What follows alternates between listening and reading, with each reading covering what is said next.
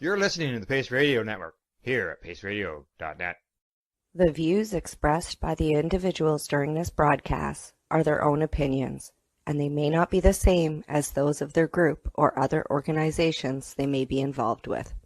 All medical advice during our broadcast is not a medical opinion and should be checked with your medical physician.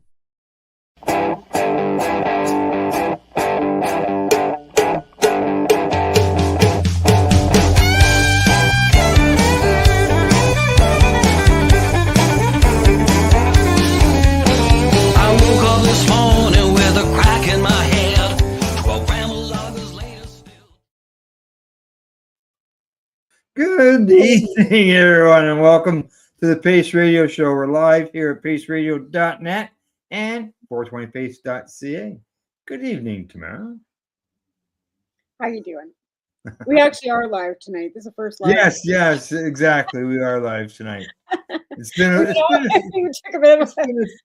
been a few weeks since we were actually live, and in its place, most of the stuff that was played was some really old stuff. Well, you know, it's really like even like with my show, I didn't do anything Monday. It's really hard to get content. Like it's really hard to find content, especially when you don't have a guest or a co-host where you can bounce back and forth with. When I sit there for an hour talking to myself to an empty screen and there's no comments or nobody coming in, I just feel like I'm talking to myself, and it's like. And I did ask somebody to come on Monday, but right now they're in the midst of trying to get some stuff done and they can't talk about it right now. So. Oh yeah. Yeah, no, the last few weeks, actually we aired some audio podcasts, and they were actually the first 3 audio shows of the Pace Radio Show. So those would have been like Debbie and Allison and. Well, no, yeah, there was Deb and Keith. Oh, that would have been amazing. Keith Fagan. Yeah, because Keith's no longer with us. Hey? Correct. Yeah. You know, I was thinking about that. The next one was show number 2 of that first season. That was with Owen Smith. And what I did is the first show.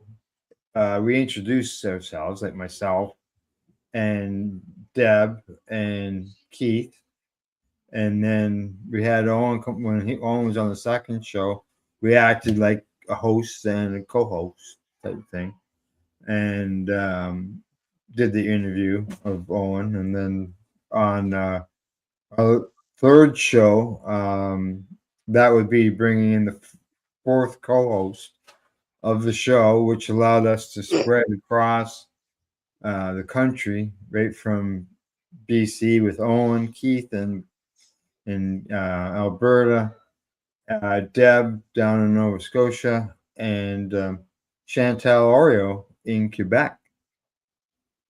And then Chantal was the 3rd show. We had the interview with her.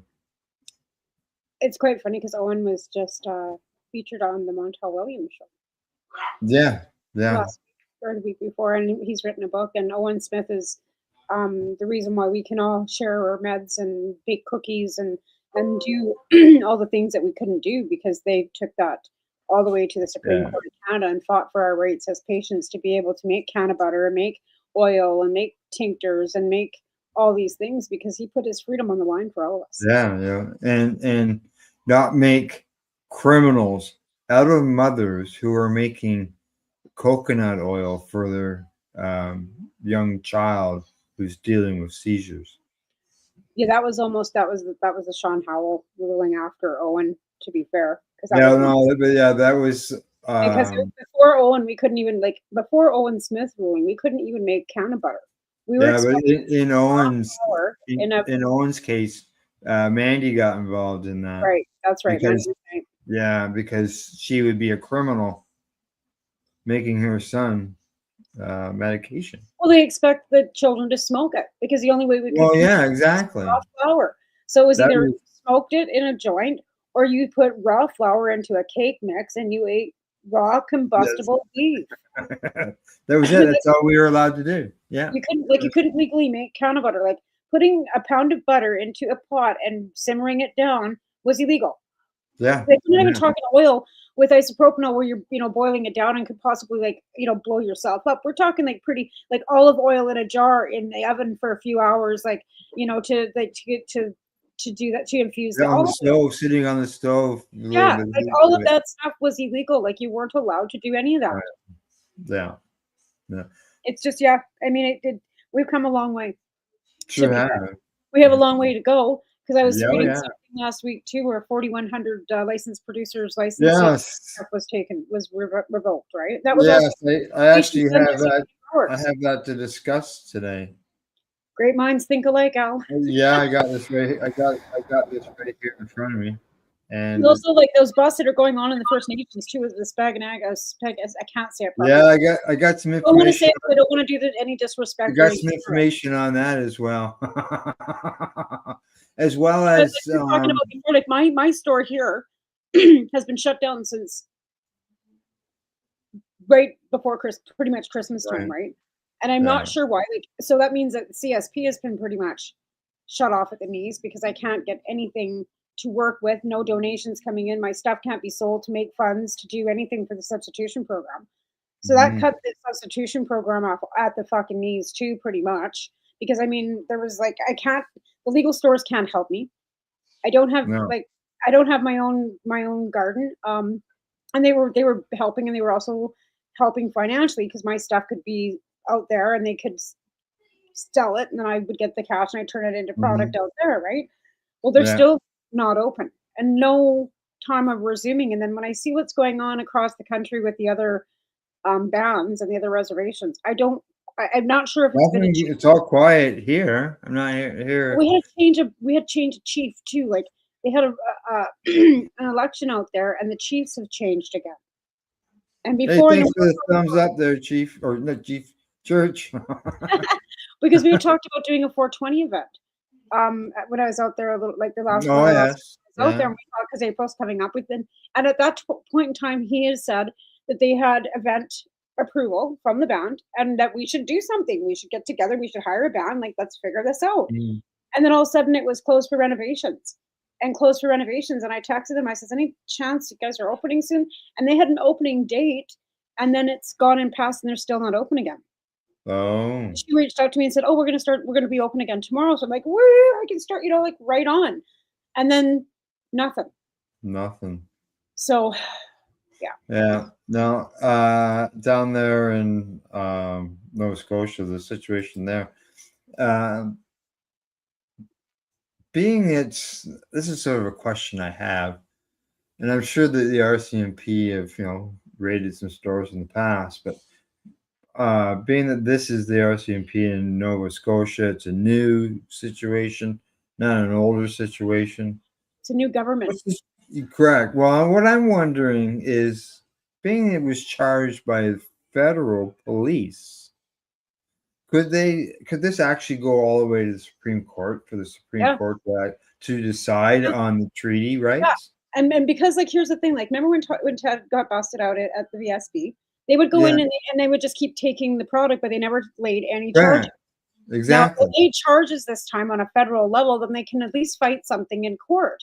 But I don't know if they're laying any charges. And I know that the one aspect where they did lay charges in one case in Nova Scotia, I can't remember if it was a few months ago, the judge threw everything out, dismissed everything. Yeah, I had Diane Dodge. She sent me a video of. I've been watching her stuff too because she's good for some information all the time too, right? She has a video that she sent me that's about 1 minute and 20 long, and it's somebody that's speaking about what's going on down there. I haven't listened to the whole thing. I've only listened to a little bit, but I'll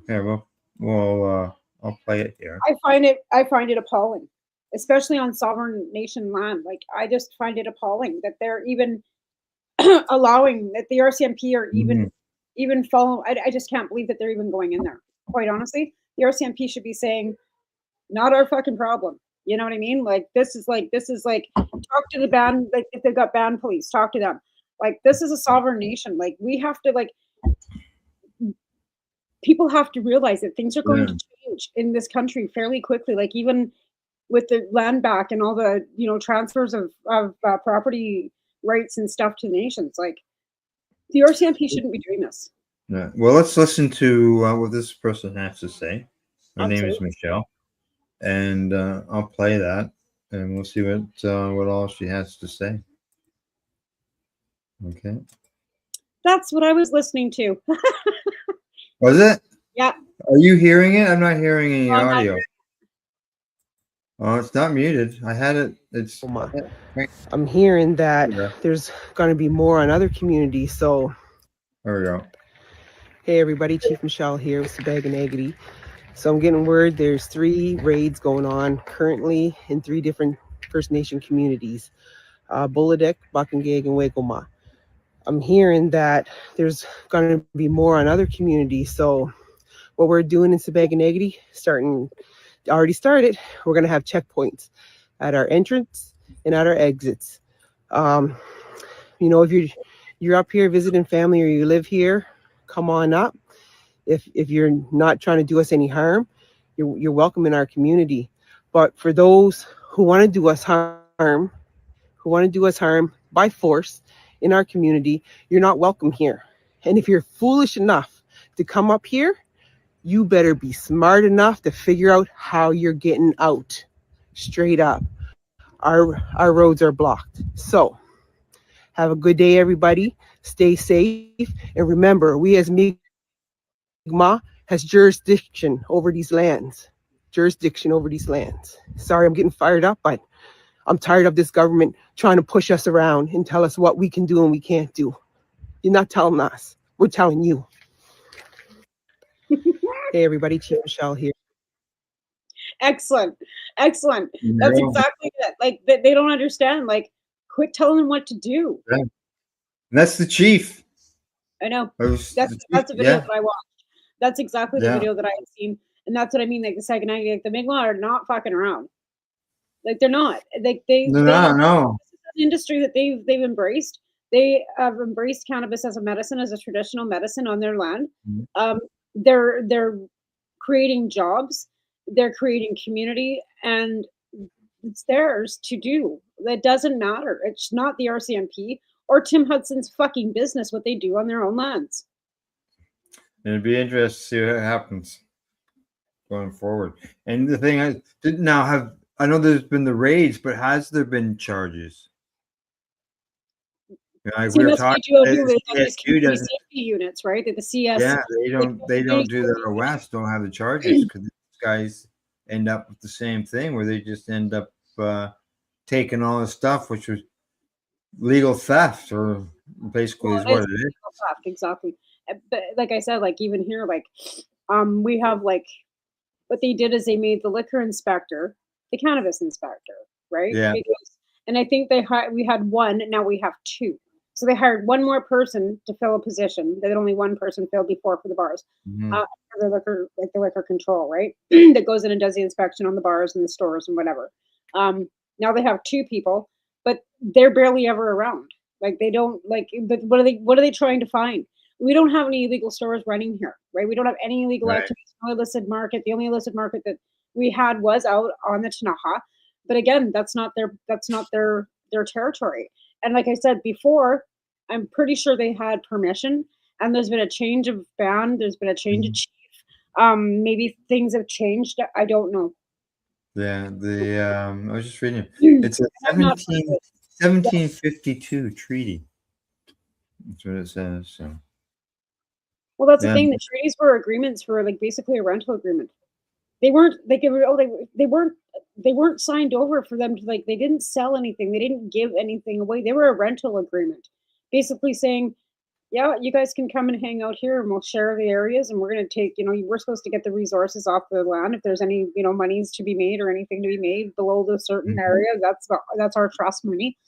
That's the way it was supposed to always work. We were supposed to share hand in hand, and it's not how we did it.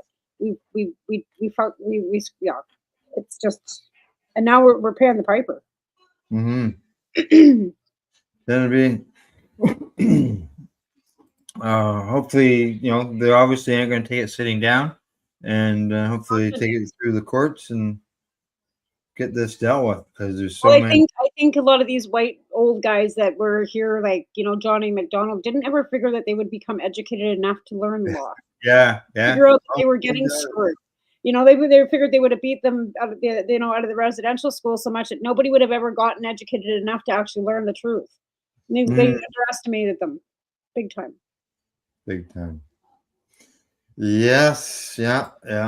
And it's, you know, I'm a non-practicing white, and I say that loudly because I'm not, like, I'm ashamed of my heritage. But some of the stuff that these people did when they came here, I'm not, like, I don't want to be participating in. Right. Yeah. You mentioned Health Canada there earlier. Mm-hmm. Yeah. What are they doing? Like, I mean, I don't have any real problem with them, like, inspecting the licensed producers and, like, keeping them under scrutiny, and the micro growers and all. But what are they doing with patients and designated growers? Well, they've always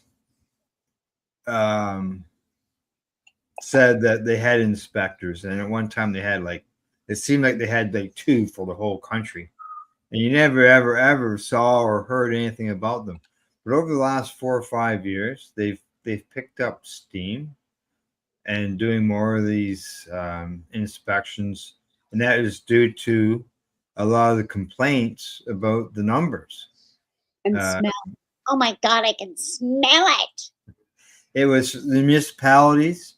They kept saying it was a loophole in the system, allowing people to get these hundreds of plants, grow licenses, and on they went. Politicians were complaining, you know, especially the conservative end. They were complaining about the numbers. So there was 35 people that sent letters in total. There's what? 35 people. It was probably 35 people that sent letters in total. So yeah, the Health Canada said that they refused or revoked over 4,100 medical cannabis regulations, including 3,400 for reasons of public health and public safety. Like public health and public safety. If you got a license for 5 grams, and you're going to grow your 25 plants. Public safety, they worried that they went into a house and saw something that was dangerous electricity wise, let's say, for example, and took that under as public safety. I don't know. Yeah, but you hardly ever heard I would fear to hear what the ridiculous reasons were. Yeah. Okay. Like I said, the licensed producers under scrutiny for pesticides and, you know, all that thing, and backdoor out the back door because they're losing money and all that shit. Yeah, 4,100 last year. In up to that point, it was from 2022 to 2024. There was 1,400. Well, I know the veterans are like. Yeah, 113% increase in refusals and revocations, and a 423% increase in the number of refusals and revocations made because of public health and public safety. That's since 2022. That's not that many, really. Yeah. But again, it says, although the personal production of cannabis for medical purposes has been guaranteed by several court cases in Canada for more than 20 years, the regulator has been seeking to address concerns from different levels of government over the potential for misuse and diversion of cannabis from these types of licenses. Now you're getting to the bottom of it. And why especially those associated with high daily limits. Here's where they're coming in on this, because they're busting these fucking illicit, right, on the fucking First Nations land. All that stuff is illicit, right? It's not coming out of the government. It's got no excise taxes paid on it. It's not going through the legal channels. So if you've got like Legacy 420 and big operations like that going on in the Tananga and every places, never mind, Vancouver still has theirs. You're still online. right? Yeah. So they're proving that patients are diverting. And we were given that right to produce medical matter cannabis for our own purposes, right? To Yeah. supply ourselves, not to supply ourselves and 20 others, right? That's what a designated There grower was license there is wasn't for. there was the court ruling. There was Section 4 and Section 5 didn't apply to the patients. Section 4 and 5 of the CSA, something to do, and Section 4 or 5 has to do with distribution, Yeah. which We're basically still not allowed told to Dad get that we we're could still not allowed. So you're help. allowed to share. You're allowed to share 30 grams as a gift, but you are not allowed to sell. Well, that's on the federal legal end. I mean, Even as court a case. patient, even as a patient with the Smith ruling, we were allowed to share. We weren't allowed to share prior to that either. We weren't allowed to gift. We weren't allowed to share at all. The Smith ruling gave us the ability to share, but it was gifting only. We weren't allowed to sell it. We weren't allowed to. Yeah. The gifting part of it. Yeah, correct. But again, like patients and designated growers, like that was the thing, right? Designated growers could give patients their fucking meds for free because they could divert their.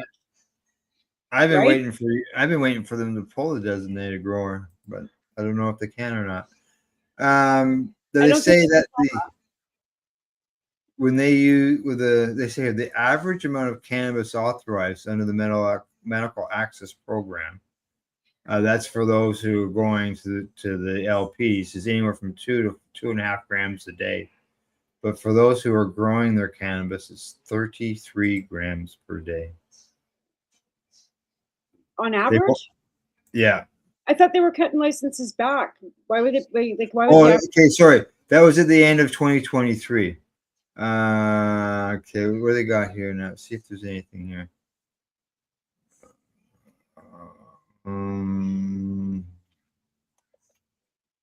Not seeing anything right now. Now, as far as the commercial licenses, since 2018, Health Canada has revoked 29 commercial licenses as of the end of January this year. Of those, 15 licenses were revoked as a result of license holders' failure to pay annual regulatory fees, and 14 revoked as for result of non-compliance. And in 2025 alone, there were almost a total of 90 commercial licenses removed. But 90. how many licensed production sites are we up to now? Like we were at 4,000. Oh, I don't know. Last I heard, we were just over 1,000 or somewhere around there. Only 1,000. Yeah. So they've lost. There's been quite a few closures then, obviously, because there was way more than that. Or no, I guess it was 400. It was only 400. Must have been 400 because I've never seen it. I haven't seen it much more than 1,000. So. No, that's what I mean. I was confused. It was 400 and something. The last time I looked, now it's at 1,000. So it's still 1,000 fucking producers, right? Like. Oh yeah. Well, I saw one there today, Aurora. They've just gone strictly medical. Aurora was supposed to be strictly medical right from the get-go. Right from the launch. Went to commercial, and then now it's back to medical, and they're selling tons of it to different countries. Yeah, well, that's what happened here too. Like Dykar here doesn't sell to the Canadian market. They sell to Germany, and foreign markets only. Yeah, it's actually like something like 20 tons or something, 40 tons. It's huge for the amount of cannabis that they're sending to Germany. It's cheaper for taxes for them to sell it outside the country than it is to sell it within the country. Our excise taxes are more expensive for them to sell within domestically than it is for them to sell internationally, which is bullshit. Like, how are we supposed to keep anything local and keep our producers here if they're, it's too expensive for them to keep their product in their own country? Sell it elsewhere. Again, like I said, this is, something that wasn't done properly to begin with. Even the way that it was set up for even the ability for it become a stock exchange industry. You know what I mean? Right. Like, it's always supposed to be for patients. And like recreational, sure. But again, like they just took it to the extreme. Like Yes. Yeah. And geez, I'll get that. It bothers them that they're just taking licensing out. Like I said, licensed producers, pesticides, overgrowing, backdooring, whatever, not following, complying with the rules. Great. Patients and domestic and designated growers. But again, we've had people that lie and say they're patients when they're not, and overgrow and make us all look like we're criminals. Yeah, they say that recent police reports over the past year have also noted large raids of license holders who were growing outside the perimeters of their medical licenses. And that makes us all look bad. Correct. Oh, I know. That's why, like I said, I don't even bother anymore having a license. Like, I'm not growing anything I can because of the power situation anyway. But like 197 inspections of registered personal and designated production of cannabis. That's up from 160 in the previous year and 170 in the year before that. So what do they do? They just randomly show up on your doorstep? What's that? What, do they just randomly show up on your doorstep, knock on their door, like without a warrant? Yeah, I guess so. Yeah. If you don't need a warrant, we can just come in and look. No, they don't, because when you sign your license, right? Yeah, you're right. You're right. You say, hello, come on in. Would you like some tea? Yeah. Again, like, if you're not growing your license, what do you care? Like, that's when the RCMP showed up at our place when we first moved to Coronation because somebody had, said we had an illicit grow house. The only thing they wanted to look at was the plants, and they were all like this big and fucking solo cups. But I only had the amount that I was supposed to have. And I had transferred my license because that was, they were trying to get me on the fact that I had moved from Tabor. My licensing was for Tabor. But I'd kept everything, and I had already sent the transfer into Health Canada, have my license transferred to whatever. And that's what saved me. They say here that there was one person in 2021, a patient had been authorized for 100 grams a day and had a court reject an allowance for the patient to possess up to 1,000 grams in public. That's 2 pounds. 1,000 grams a day. That's 2 pounds. That's a lot of weed. I don't know, man. Like, some of it sounds so ridiculous. Like, I don't know, what are you doing with that? Like, like, what are you, like, I don't know what to say. But again, like I said, market prices dropped. Like, the vets are pissed because they're clawing back their allotment on what they're paying out for the right? Because the market price has gone from $8.50 to $6.50, so we're only going to pay them $6.50 a gram for their medicine. So they're feeling like they're being rolled back when that's what's happening with the market price. But my friend that I have that lives in Montreal, he's been asked to do a documentary. Yeah. And he's asked me to help him with, like, we're going to have a discussion, and I'm not sure, but they're looking for their patients. Yeah. Other people use cannabis as medicine, so I don't know. Maybe I'll be in another documentary. All righty. I see we're at the bottom of the hour. I see we got a comment. Brian Jones says, hello all. G'day, Brian. How you doing? How you doing? Thanks for tuning in and for hitting the thumbs up as well. Really appreciate that. All right, Tamara, what do you say? Time for us to take a break? It means I can go check my lasagna. Okay, we're going to take that break. When we get back, Tamara and I will continue this conversation. I've got some studies and some reports and stuff like that we'll be discussing, as well as whatever comes along at the same time. So you just never know. You're watching the Pace Radio Show. We are live here at paceradio.net, as well as at 420pace.ca. I have to find the commercials.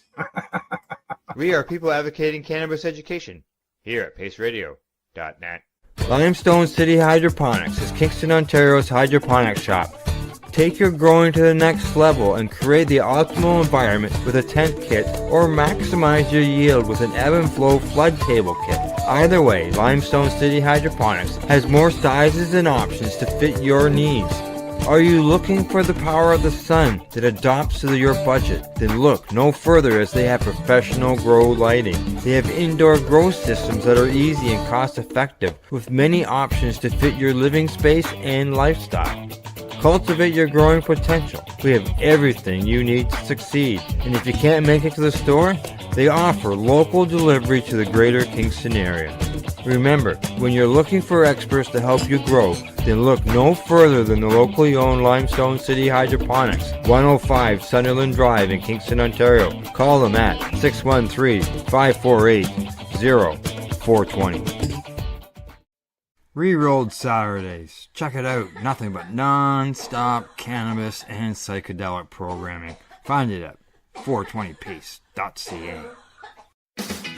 Enjoy the buzz of legalization with Campbellford Lifestyle Shop. From lights to plant nutrients, books, consumption accessories, and more. We've got all your basics to grow or consume cannabis. Visit our info center or take a look at our piercing services and body jewelry, now available in-store through Campbellford Lifestyle Shop. 17 Bridge Street West, Campbellford.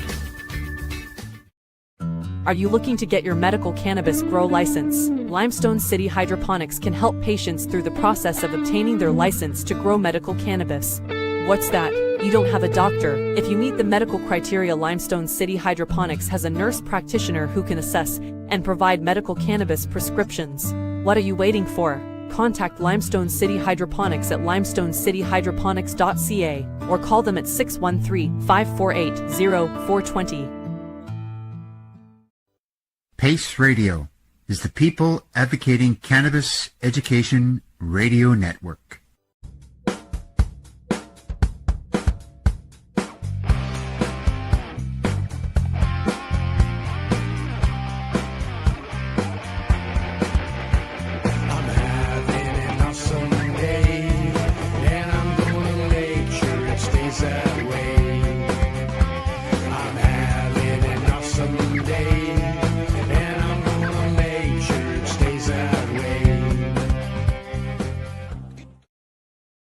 You're listening to the Pace Radio Network here at paceradio.net.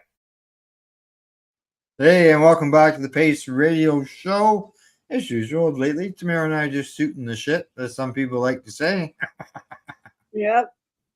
Alrighty. Well, it's kind of hard to find content because it's not that people are doing like the same things that we were doing before. Like, there's not rallies, there's not a lot of events. The events that are I know. Yeah. are all licensed producers. In fact, well, Cheryl went to the Grow Up in Vancouver. She found it very difficult. Anytime that she presented her proposal to anybody, nobody was interested in it. No, eh? And she's finding that she's running up against a brick wall trying to find funding for it too. So she's looking at doing another GoFundMe to be able to come up with the next the $30,000 she needs to do the research. Like, she's not even asking people to provide Haley with her medicine. She's just looking for a place to help her do the research to get it so that it can go to market so other people can also benefit from it too, right? Just so you know, got a couple comments here from Brian. He says that it's good to see the other Canna warriors. That's right, exactly. As Tamara was saying, things have changed so much in the years. And he says that he will be the MC or the host for the Vancouver 420 at the Art Gallery. Awesome. This year. And 420, it's only a little more than a month away. 6 weeks. And like I said, not even 6 weeks. Talked to somebody out here on our on our First Nations to do something out there, but they're not even open. The store's not even open at the moment. And I did my first 420. God, when was that? 2012 in Lethbridge. 2012, right after I got my license, because we didn't want to do anything without anybody without a license. And me and Ryan Weeb were the only two that actually had our pink paperwork. And that was 2012. And we marched from Bob headquarters down to Galt Gardens with our little signs and stuff. And I think there was maybe 30 of us. Brian says he's a past guest on the show. I know. Yeah, I remember. Yep. Yeah. Yeah. But that's excellent. I'm glad to see that it's still continuing. But Vancouver's always been like such a shit show the last few years because there's always so many people like organizing Vancouver. The art gallery, then there was the beach, then there's like ay.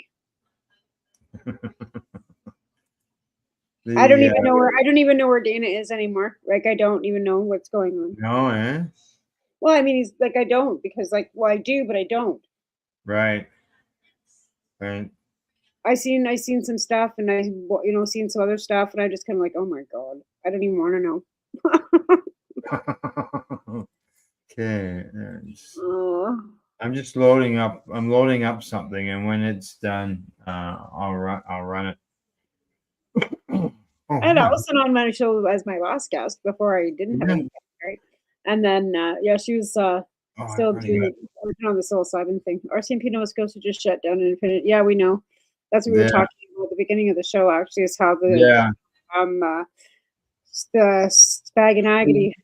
What Brian? Get your input on this. I asked Tamara when we were talking about this earlier.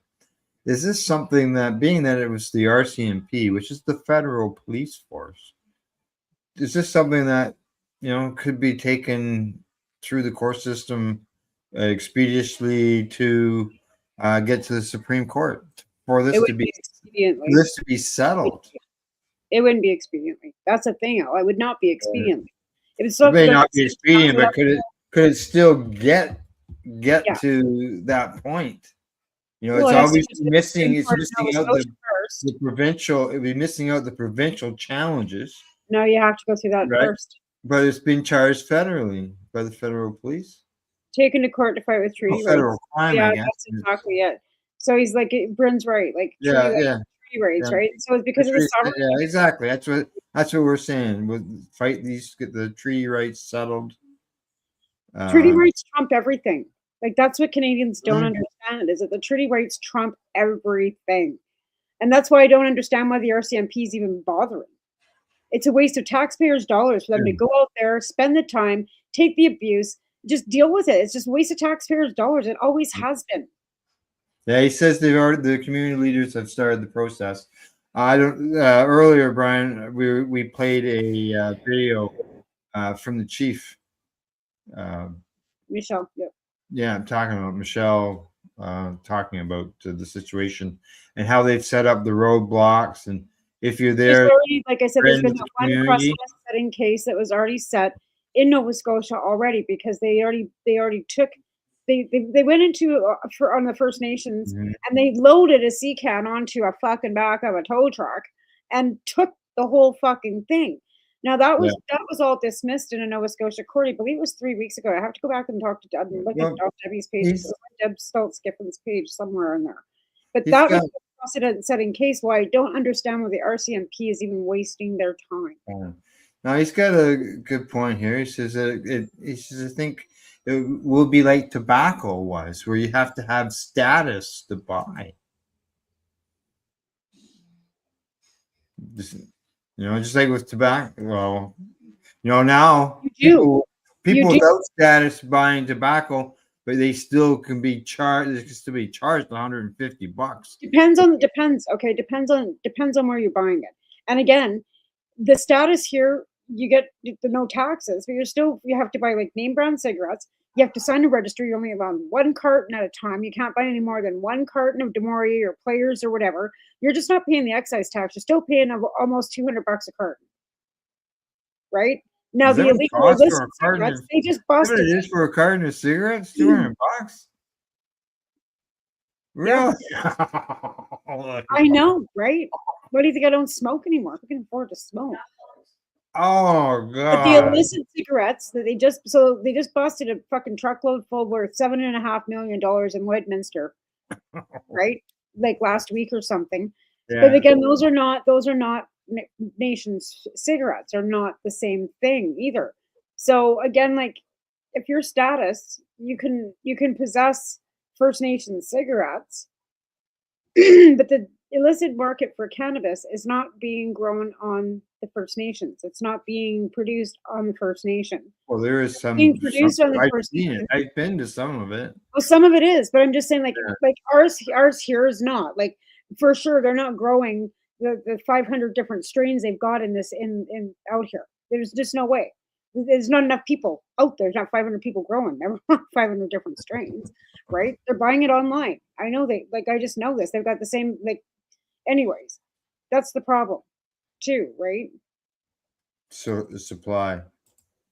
Well, that's where they can set up their whole system, their whole independent system where they're growing their own. Tobacco is also a different thing because it's treated differently on First Nations because it's used for ceremony, right? Where cannabis is not used in ceremony, where tobacco is used for ceremony in pouches, right? So it's an ancestral ceremony tobacco. Okay, this is what he says. The access to the products under treaty is for Indigenous access. The RCMP are there because non-status are being served. They will claim that it is their right to enforce federal laws. The courts will have to determine this. Well, if they're non-status, then they shouldn't be operating on First Nations land. Yeah. So if they're First Nations, they should have no right going in and taking anything. Well, the store. If the stores are selling, if they're looking at the stores are selling to non-status people, they look at that as the stores breaking the law. Because people are non-status are going out there to purchase. Correct. Yes. Well, that didn't make any difference. You know what? Here's the thing with that. Status was something colonization did. First Nations don't give a fuck about a card. Only the government does. Yeah. Oh, yeah. Yeah. They're the ones who implemented it. So you know what? That can be fought in court too, because as far as any First Nations, we are all one people. So that's a bunch of bullshit. Colonization made the fucking treaty status and all the quantum blood bullshit. It's bullshit. It's just bullshit. All right. From that, yeah, exactly. We agree. Yep. It'll be interesting to see how this goes forward. It'll be interesting because it'll be precedent setting. But again, yeah. And every time there's something major like that comes up in the news, we always. Again, like I said, the same question. I want to ask again: how is a premier able to direct a federal fucking police force to begin? Yeah, that's what the quote was in the one news article that I read. Yeah, Tim Houston directs the RCMP to go and take down all First Nations, illicit drug sales. First of all, it's not drugs; it's medicine. Secondly, you're a premier. You're not the fucking king of fucking Nova Scotia. But all it takes is one complaint, and they'll. What did he do? Make his own little. How I said that earlier. Yeah. Oh yeah. But it'll be interesting to see what happens down the road. We'll keep an eye on that, and usually it's as it will be tomorrow. It'll be the first story in our news show. Contract law. Yeah, because the treaties are a contract with the crown. Yeah. Yeah. Yeah. The contracts can be broken. They're broken by companies and government. It seems to me that the white guy's been breaking them fucking contracts for fucking decades. So, oops. I have zero sympathy for anybody that's a white presenting that want to fucking argue about what they're entitled to. I have no patience for it. Let them do what they want. It's their land. Fuck, mind your business. These okay. From there, I'm gonna move on to something a little bit different. And they say that they have found that cannabis that has been cleared for sale can still be tainted by mold. And they think that mold could be connected to scromiting. What's scromiting? What the fuck is that? Is this some other fucking delusional, like Trump, this is like derangement syndrome that some fucking lunatic made up? Like, what is this? Cannabis cytosis? Yeah. Even Taven, he's like, what the fuck, mom? Like, anyway.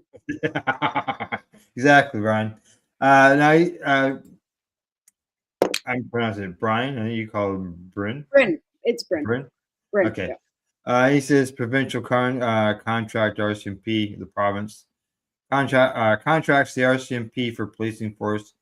This does open an interesting legal Well, they fight. do, but so does each municipality. And I believe he's saying bullshit to the scrumming. I'm thinking it's BS too.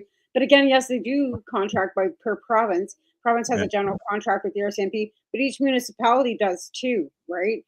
Like we've got a contract here with the RCMP to police our community in the area.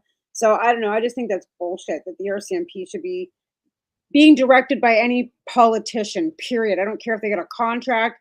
I don't care if they're wiping his ass. He's a politician. He shouldn't be able to direct the RCMP to do fucking anything. Yeah. Okay. Yeah, that's what I figured. Yeah, exactly. Hypersimesis. Yeah. Yeah, we all have problems pronouncing CHS. Whatever. It sounds more scary. Sounds scarier, and it's easier to pronounce. You know what? If they just let us grow our own medicine, no, exactly. We wouldn't have to worry about it. Anybody legalized. adding anything to it, we wouldn't have to worry about any hypothesis fucking. Yeah. I will see.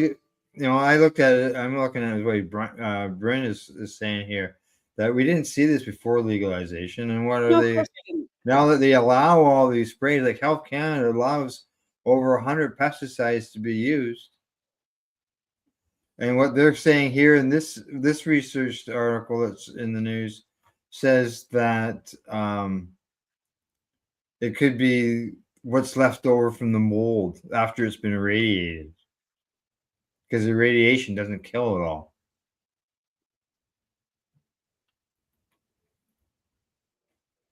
But other articles I have read have blamed it on pesticides, NEMO. I don't even know what to say. What the? They make it so. What? I've heard of arsenic. Is this the same company that had the arsenic?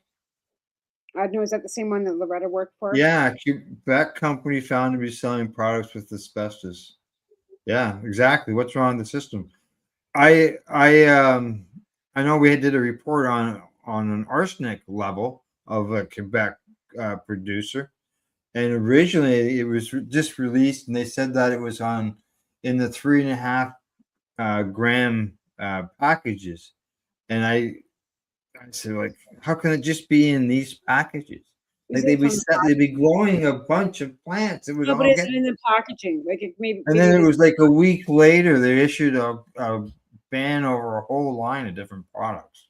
Yeah, I've seen that. Yeah. I don't buy anything that says Montreal on it. And that's only, it's got nothing to do personally with Quebec or Montreal. It's got everything to do with this because Loretta worked at one of the places in Montreal. I can never remember which one it was. And it was a shit company, and they treated their staff like shit. And I don't want to give them any of my money. So it's got absolutely nothing to do. There's no shade on Montreal. Montreal's a beautiful city. They just got bought. So they just got bought. Yeah. Oh, by who? I think they're with Canopy now. Of course they are. Of course they are. Jesus Christ. No, this is a mold behind cannabis scromiting, they ask. Or is Canopy behind the mold and the scromiting? I better watch myself, you know. But like these, like if they're worried about mold and these other compounds that are still left there after irradiation. Well, those things would have been there for. But are they eradicating? Is that the thing? Like that's the key. Well, even if they stay there, like okay, the bacteria, the mold stays there. You don't think there's been no mold over the last 100 years, thousands of years? Like the scromiting didn't come into effect until recently. Like again, why are they letting the cannabis continue past like bud stage if it's got mold in it? Why are they continuing to allow it to flower if they're noticing there's bud in the mold in the bud to begin with? Why is it not like? Why is it having to go through eradication to begin with? They take failed cannabis that failed initial screening for mold, then they zap it. You can't kill mold. And then they sell it. It's just a bunch of shit. Oh. You can't kill that shit. Like, fuck. That's like okay, white powdery mildew. You can't kill that shit. No matter what you do.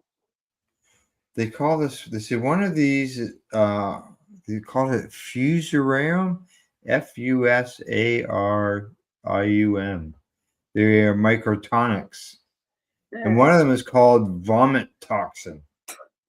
And they say when it's eaten, it makes people throw up. I guess. They said it's found in Canadian cannabis at 2 times the level that is allowed in human food. And we're also seeing an increased incidence in vomiting associated with cannabis use. David, I have a kid that's in the fridge, and I got dinner in the oven. Hang on. Taven? Yeah, just hit the mute button there.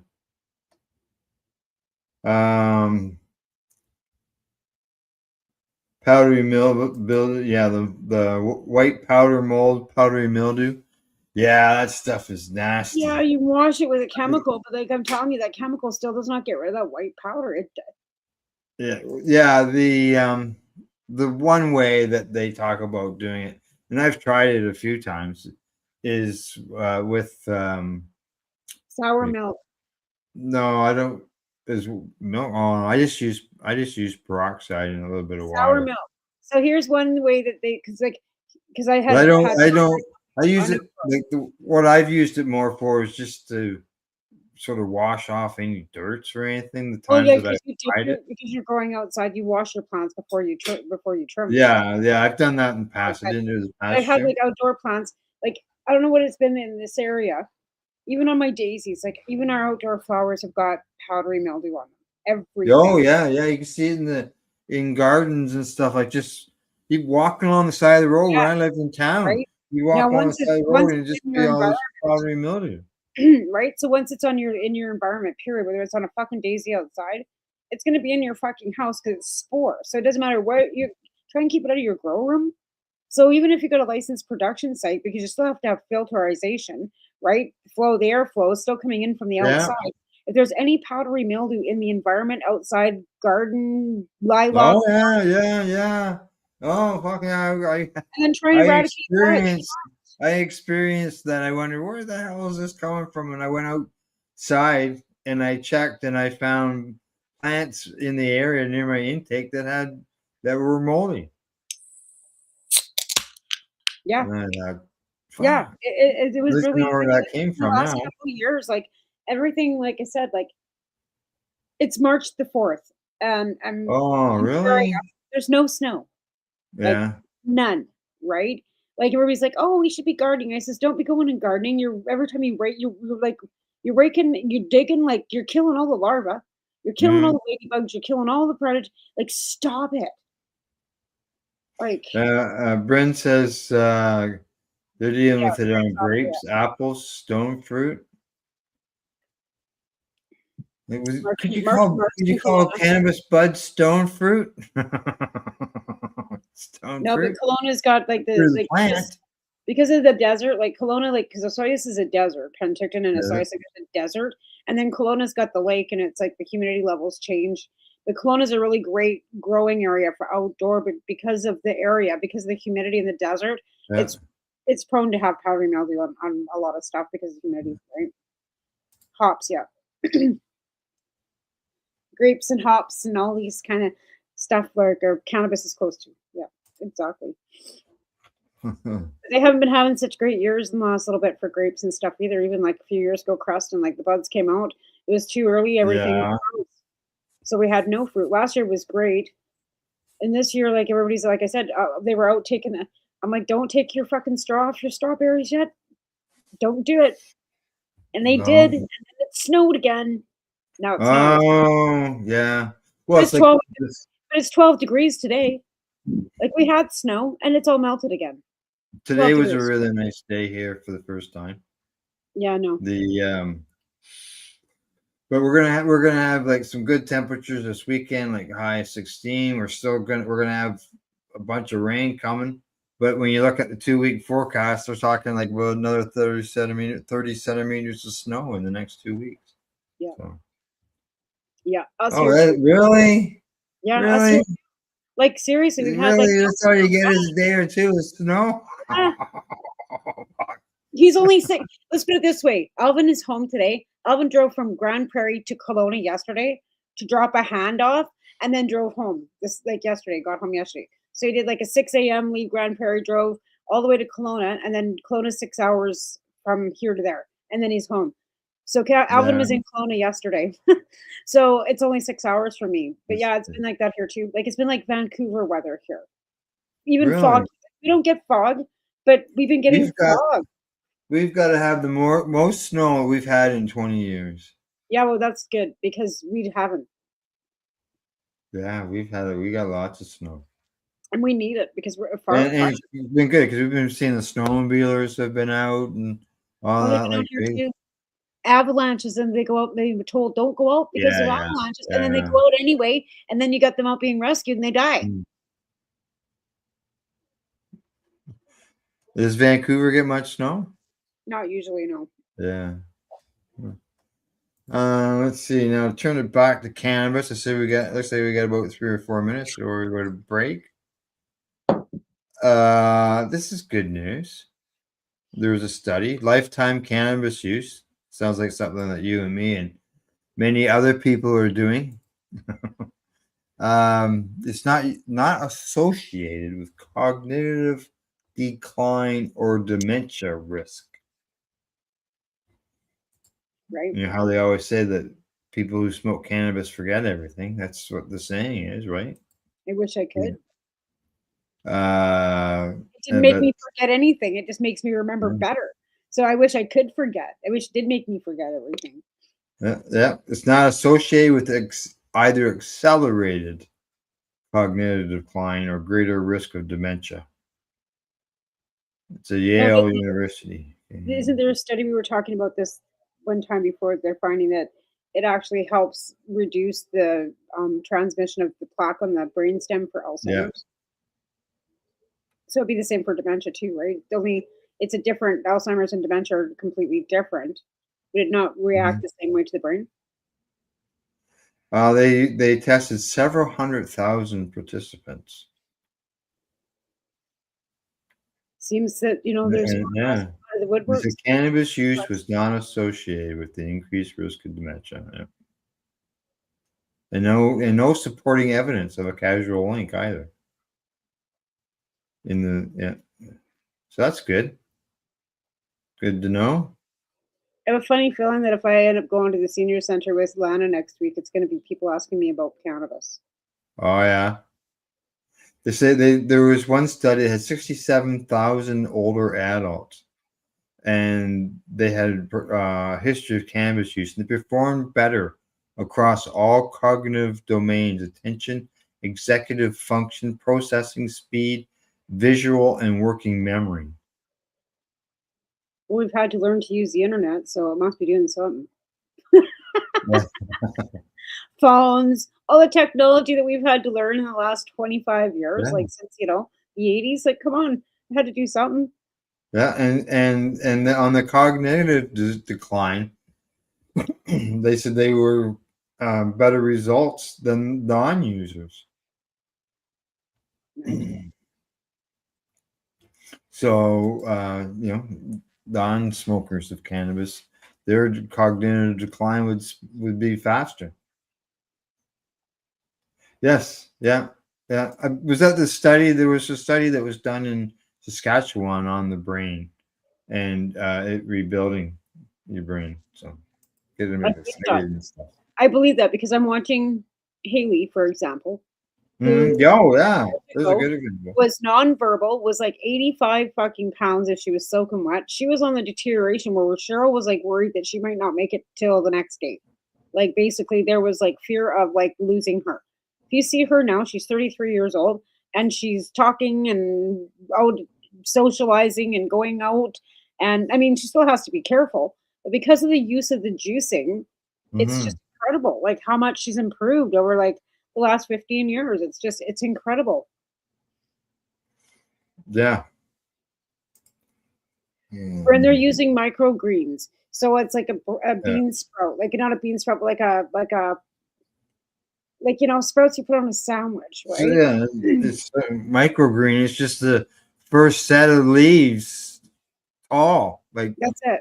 two sets of leaves, if that. That's Yeah. it. But because the amount that you have to use is like 10,000, you need 10,000, like it's the alkalinity in it, actually. It's not even, it's that too, but there's alkalinity. It's the alkalinity in it. It's because it's non-heated, right? It's the same with the juice. So there's no high to it at all, but it's helping Haley immensely. So Immensely. Cheryl's got approved. Health Canada is even interested in her getting results on this. It's all about the licensing. It's about how to do the licensing properly. And finding somebody to help her do it and be able to produce the 10,000 seeds a day she needs. All righty. See, it's top of the hour. Break time. Break time again. One of those things, pay the bills, whatever. Help us make our voices louder. Right? Limestone Hydroponics. We'll be back. We'll be back in about 3 minutes. We'll continue our conversation. I've got a report on driving and cannabis that we can talk about as well. So, you're watching the Pace Radio Show. We're live here at paceradio.net, 420pace.ca. You're listening to the Pace Radio Network here at paceradio.net. Limestone City Hydroponics is Kingston, Ontario's hydroponics shop. Take your growing to the next level and create the optimal environment with a tent kit, or maximize your yield with an ebb and flow flood table kit. Either way, Limestone City Hydroponics has more sizes and options to fit your needs. Are you looking for the power of the sun that adopts to your budget? Then look no further, as they have professional grow lighting. They have indoor grow systems that are easy and cost effective, with many options to fit your living space and lifestyle. Cultivate your growing potential. We have everything you need to succeed. And if you can't make it to the store, they offer local delivery to the greater Kingston area. Remember, when you're looking for experts to help you grow, then look no further than the locally owned Limestone City Hydroponics, 105 Sunderland Drive in Kingston, Ontario. Call them at 613-548-0420. Are you looking to get your medical cannabis grow license? Limestone City Hydroponics can help patients through the process of obtaining their license to grow medical cannabis. What's that? You don't have a doctor. If you meet the medical criteria, Limestone City Hydroponics has a nurse practitioner who can assess and provide medical cannabis prescriptions. What are you waiting for? Contact Limestone City Hydroponics at limestonecityhydroponics.ca or call them at 613-548-0420. What do you find at paceradio.net? People advocating cannabis education. Enjoy the buzz of legalization with Campbellford Lifestyle Shop. From lights to plant nutrients, books, consumption accessories, and more, we've got all your basics to grow or consume cannabis. Visit our info center or take a look at our piercing services and body jewelry, now available in-store through Campbellford Lifestyle Shop, 17 Bridge Street West, Campbellford. Rerolled Saturdays. Check it out. Nothing but non-stop cannabis and psychedelic programming. Find it at 420pace.ca.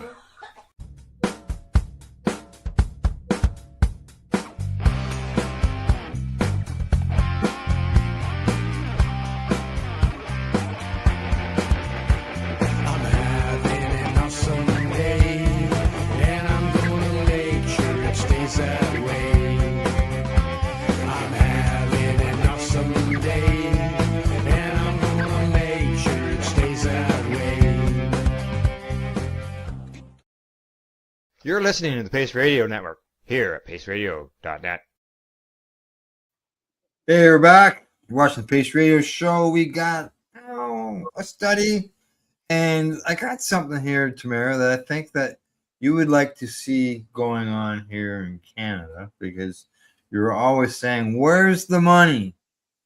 Where's the tax money? Right? Exactly. Well, just so you know, in Michigan, they are sending nearly $100 million in cannabis tax money to local governments and tribes. They say that 300 local governments and tribes across the state, 313 municipalities, counties, and tribal areas, It's a total of 114 cities, 39 villages, 81 townships, 75 counties, and 4 tribes will receive payments. That's excellent. Spread around. I wish they would do the same thing here. Yeah. I guess if the licensed producers aren't paying their portion of their taxes and the stores aren't paying their portion of the taxes, that means the government's not being able to collect on all this money. So that means they can't give back to something they don't have. Mm-hmm. They say that each eligible municipality, county, and tribe will receive $54,000 for every licensed retail store or micro business within its jurisdiction. Interesting. That's great. Yeah. That's great. That's right in their law, too, on top of that.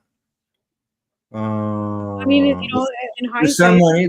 There's other monies that go out to school aid fund for kindergartens to grade 12 education, as well as Michigan Transportation Fund for repairs and maintenance of roads and bridges. So it's good to see the money going to the schools as well. Well, and infrastructure too, because that's a big thing. Like, yeah, especially in the States, that's one thing too. Like, even throughout our country, like it's not going into slush fund for infrastructure is not being repaired. Like our sewers and our water, like that's all things that aren't being repaired and upgraded as our populations all grow, right? Wow, Michigan sold $10 billion in cannabis in 2024. Wow, that's the same amount of money. It's one so state. one state sells us, but like I was trying to explain to somebody today, like you have to look at the big picture. We're 30 million, they're 400 million. We are never going to be able to compete with the United States. It's like apples to oranges. It's like we'll never be able to buy as much as they buy because there's 30 million of us and 400 million of them. Like it's just numbers. Like you can't fudge that shit. It's math, even though I don't do math, but okay, now this driving thing. They say, according to this report, it's researchers, it's new research, and this is a report in the Current Addictions, came out in February this year, and they say that THC in biological fluids is not a clear indicator of driving impairment. They analyzed, this is at Brown's University, they analyzed 16 controlled trials published between 2019 and 2024, examining for acute and residual effects of cannabis and driving performances. They found that inhaled cannabis with THC consistently impaired driving performance within the first hour of use.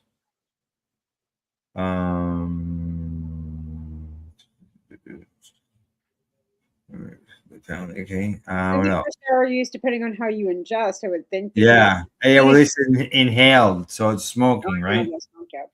I don't believe that either, but okay. Let's see. I still think it depends on the individual, on all of it. Yeah. They say researchers found poor correspondence between THC levels in the specimens and actual driving-related cognitive impairment. Like that earlier comment about they found that inhaled cannabis with THC consistently impaired driving performance over the first hour of use. Okay, what else here? The review showed that CBD did not impair driving performance at a dose typically used outside of clinical settings. That's under 300 milligrams. But it doesn't get you stoned. I wonder what does it relax you? CBD? Yeah. It's nothing for me. Absolutely nothing. Like, and most people don't smoke CBD. Cannabis, like mostly CBD is consumed in an edible form, usually in a tincture or something. I don't know many people that smoke a lot of like high CBD cannabis because it's kind of pointless because you don't get anything from it. There's no high from it. So why would you smoke? They say there are no empirically supported thresholds for blood or oral fluids that reliably indicate cannabis impairment. I believe that. They say, based on the evidence, researchers recommend waiting at least 5 hours after smoking or vaporizing. But yet there's no way to prove impairment, though. Oh, and for oral cannabis products, such as edibles, they said to wait longer. Well, sometimes people don't even get anything off an edible till like 2 or 3 hours Yeah, after. exactly, Brent. Exactly, Brent. Yeah, driving laws don't care if you're impaired. You consumed, you are charged. You know, never. like, I would say that probably a lot of patients are legally impaired when they get up in the morning, even though they haven't consumed. As we know, former host here on the network, Glenn, he was truck driver, and he hadn't consumed for 31 days, and they detected cannabis in his testing, in his results. So a month. It's stored. Well, it's stored in your fat cells too, right? It's not like It depends on your weight. It depends on, and again, like it's stored in your fat cells. So it's like, how do you even like? Yeah, well, how do you determine how long it takes? He asks about how many prescription farmers are impaired, and he's talking pharmaceutical drugs, obviously. I know a guy that ran a business, a tow truck business at the time. He's no longer with us anymore, but he was taking 20 a day. Perks. 20 what? Perks. Perks. Yeah. I don't know the strength of them, but yeah. They're usually 5 or 10 milligrams per perks, because then you get into like the hydromorphines and kind of thing. But but if I because I use cannabis, the only time I was prescribed opiate medications was while I'm hospitalized. Well, technically, you're supposed to report when you get your driver's license. Technically, you're supposed to tell them what pharmaceuticals that are impaired that you take. I don't know how many people actually do that. Oh, I don't know. I haven't on a regular basis, but you're talking about your renewals and stuff like that. Okay. Yeah, like it's like your eyes. I'm just saying, it's an eye test, right? They want to make sure that you can see. Yeah. Yeah. I don't know. I think that cannabis always gets a bad rap. It's like the one time that they found that cannabis might have been related to a homicide or an accident causing death. They didn't mention the opioids the guy had already taken along with the cannabis, right? It was just the cannabis, but they didn't mention that he had taken 32 Percocets with the cannabis. Same with that woman. They're trying to, say she smoked cannabis and did a psilocybin the day before, and then ran over a child the next day, and they're trying to say it was the cannabis and the psilocybin because that's what she used as a defense to say that was the reason why she would have not been able, like why she was like not herself paying attention. It was totally an accident because she told the defense lawyer because she had done mushrooms and cannabis the day before. So it's people themselves that say these things that then are brought into a court of law that then give the cannabis and the psilocybin a bad rap for something that they had nothing to do with. Yeah. It's my son just got his learner's license, and we were just asked at ICBC last. Oh, really? Eh? If he was, he'd have a zero tolerance too, right? Yeah, and like I said, so Taven just got his learner's license. He turned 16. We were asked at the ICBC when he got his learner's permit if he was prescribed any pharmaceuticals that would cause him any impairment, and they asked him if he wore glasses, which he does. He was wearing his contact lenses. And right on his learner's license, it says right on it, because he's not taking any pharmaceuticals, of course, that he has to have his contact lenses or his glasses on to be driving legally. But yeah, he was asked if he was on any pharmaceuticals that may impair his ability to drive. Yeah. And we had to sign a piece of paper that said, no, he wasn't. And I had to sign it as his guardian and his mother because he's under the age of 18. Mm-hmm. Yeah. So, yeah. Are you kidding me? That's a dog. There you go. There you go, Bren. I just accepted. Get We're up now here. friends. You're an idiot. Come on, hurry up. This dog. Yeah. Go, hurry up, get up there.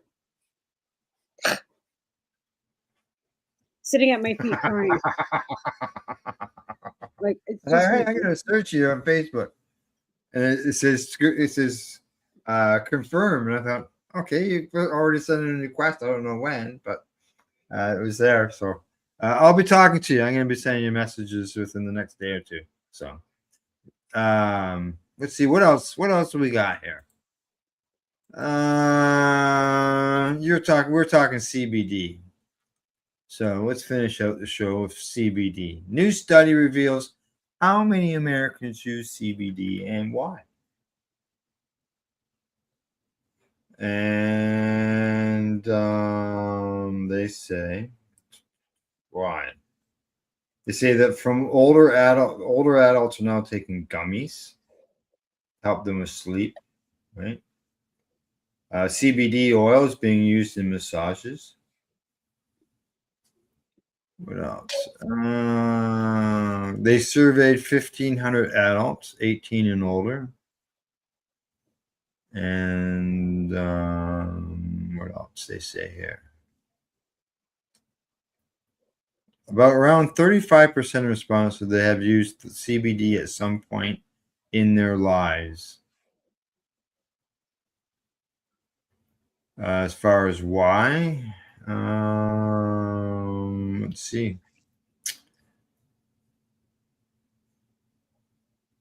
I'm not seeing why. That's interesting. Why you wouldn't say that? I know why. Yeah. They say the survey asked about participants' use of knowledge of CBD as well as CBD and CBG. And they said that they found that nearly 8% of Americans had tried THC, while 4.5% had tried CBN, 1.5% had HHC.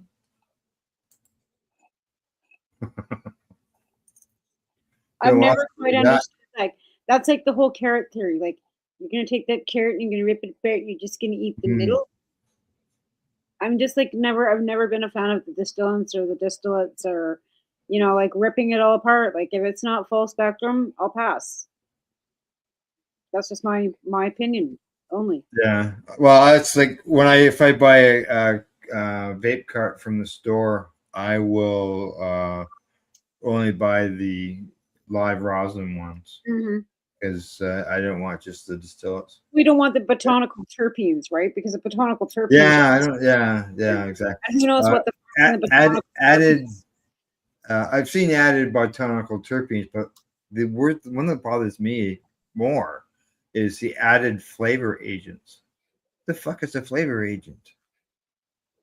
And then what's it like to what happens when it burns? Right, when it's heated. Bren, you're right. Yeah, CBD. It's made to make. It's very calming for people. Great on cramps. He says that lubes and sunscreens. Yeah, helps protect and encourage any healing. Now I know Canada at one point was talking about cannabis natural health products, and they were going to put them in pharmacies and other health food stores or health places. But now that's all been put on hold. Because now there's legislation putting everything on hold, even for natural products. Because they want research to be done, because there's no research done on any of these vitamins or supplements or anything that they're selling in these natural food stores. And there's been repercussions and people have gotten sick. Because there's no they claim research is done, but there's nowhere that the research is done. You know what I'm saying? So Health Canada hasn't approved any of these supplements that they're putting out there. So it's pretty hard for them to, promote a cannabis-based supplement when they can't even say that the supplements at the health food stores are safe, how we always say, Health Canada doesn't recognize the medicinal benefit of the plant. Of anything, to be fair. Like they don't even like they said that some of this health food stuff, they want to have control over the fact that it's not researched, it's not tested, and they don't have approval of it. Mm-hmm. Don't ask me. Yeah. 10 minutes. We got plants harvest, or not plants, but getting plants ready for outdoors. Getting anything ready? Got any seeds on the go? I have seeds over here that my husband sent me to go look for something, and I found I can't find them, they're in there, a whole bag of PK seeds. Purple Kush? Yeah. So we're going to attempt to throw them in, and I'm going to, but again, like we've had such crazy weather, and I put a lettuce bowl in the kitchen, right? But of course you got to keep pushing it down because it's all like, reaching for the light. But nothing's really jumping too fast, and I don't want to put anything in too soon because I don't want it but spider mites. Yeah. Bren has a good comment here. He says that we have been roadblocked with many developments. I agree we need to ensure safety, but Health Canada will not permit the process and research to proceed. Well, here's the thing, Bren. They will, but you have to have a section 141. Okay. So it's a different section that you have to go through to get a fucking licensing for research and development. And it's a section 141, and it's not easy to get. Yeah.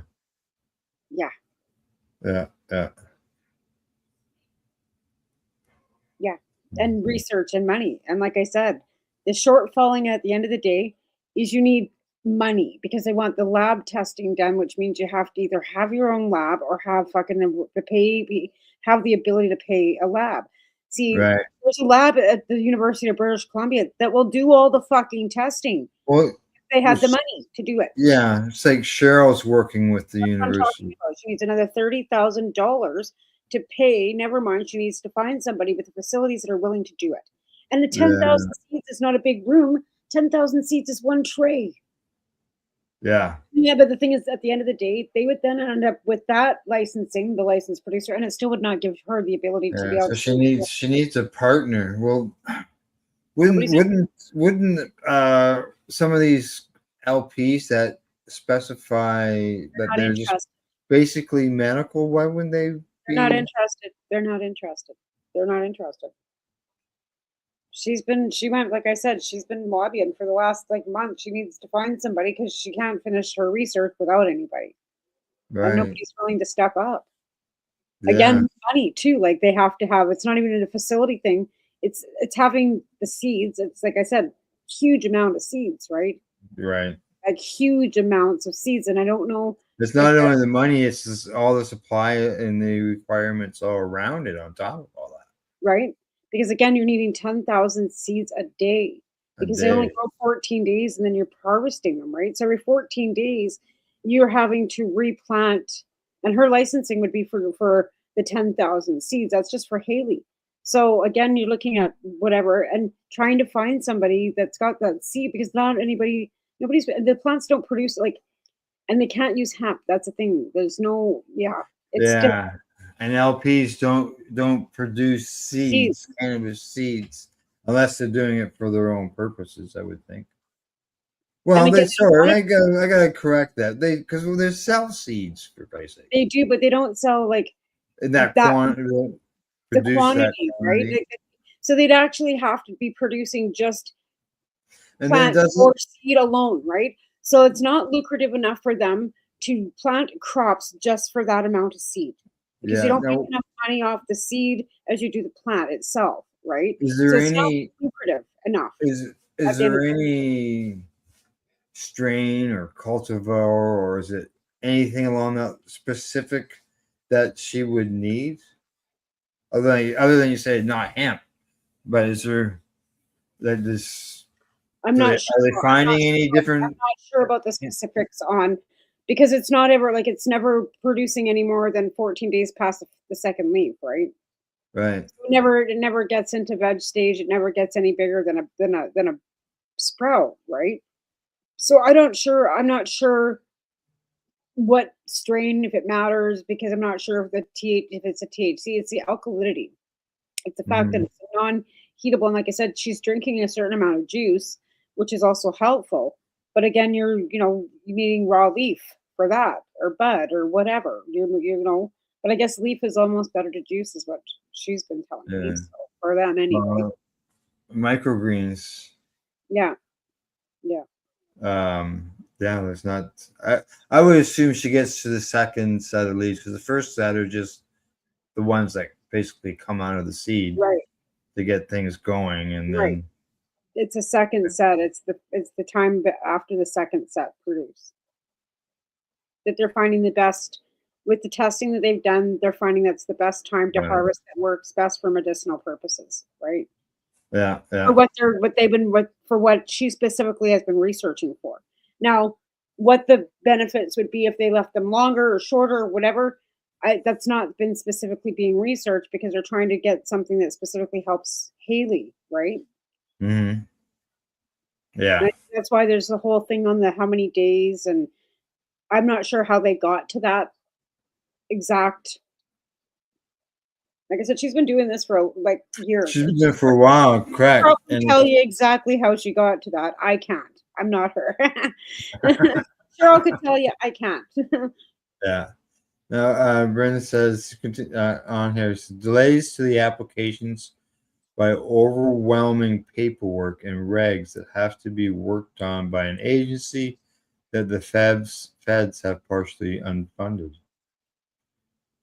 The money runs out before causing almost an impossible situation. I remember one time it seemed like there was only, I think there was at one time it was like 2 employees in the. I was going to say, when it never changed. The lamination machine's been broken for fucking 25 years, dude.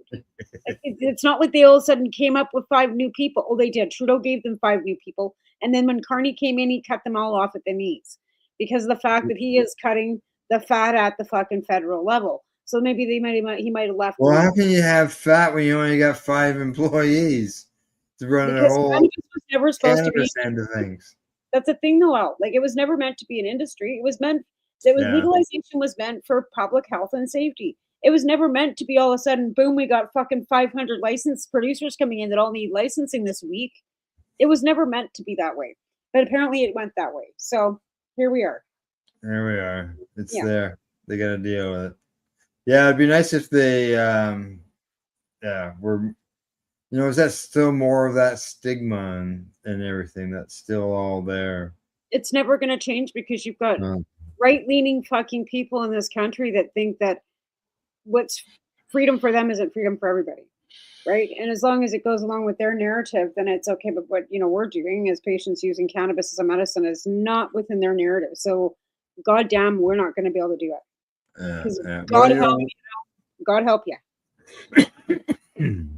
Hallelujah. Yeah, when we do the news, like tomorrow morning, I'll do the news broadcast, and we get the odd comment thrown at us. Oh, a bunch of stoners out there giving people idiots or something like that, right? Just trolls. All right. Yeah, you're missing out on so much. They want to keep their eyes closed, and that's okay with that. That's on them. Yeah, exactly. So, all right. I see it is the bottom of the hour. Time for us to head her home, get the day over with. Time for me to walk the dog. And my lasagna's in the oven. Your lasagna's in the oven. All right. I'm a big fan of lasagna because time for dinner for you. Time for dinner for you. Well, it's 7:30 here. It's a bit later than dinner time, but like I said, Alvin's home and I had my show, so I got it pulled together before I put it in the oven, and it'll be ready when I'm done. So yeah, there you go. We won't have to wait for it. It'll be ready. No. Okay. Other than that, anything else? Good to see you too, Bren. You take care. Yes. Thanks for joining us. Good to see you as well. And thanks for tuning into the broadcast. And we really like the interaction as well. So anytime. And like I said, I'll be in touch. All right. Other than that, it's time for us to say goodbye. It's time for me to thank our sponsors, and thanks to everybody for tuning into the broadcast. Thanks to Limestone City Hydroponics.ca, the Campbellford Lifestyle Shop, as well as At-Eze.ca. Plus, thanks to everybody for tuning in, as I said. And other than that, good night. Talk to you next week. Bye-bye.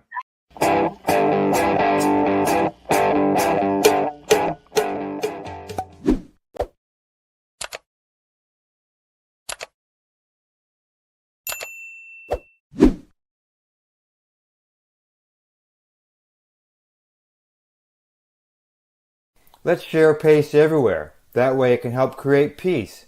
People everywhere advocating cannabis education. You're listening to the PACE Radio Network here at paceradio.net.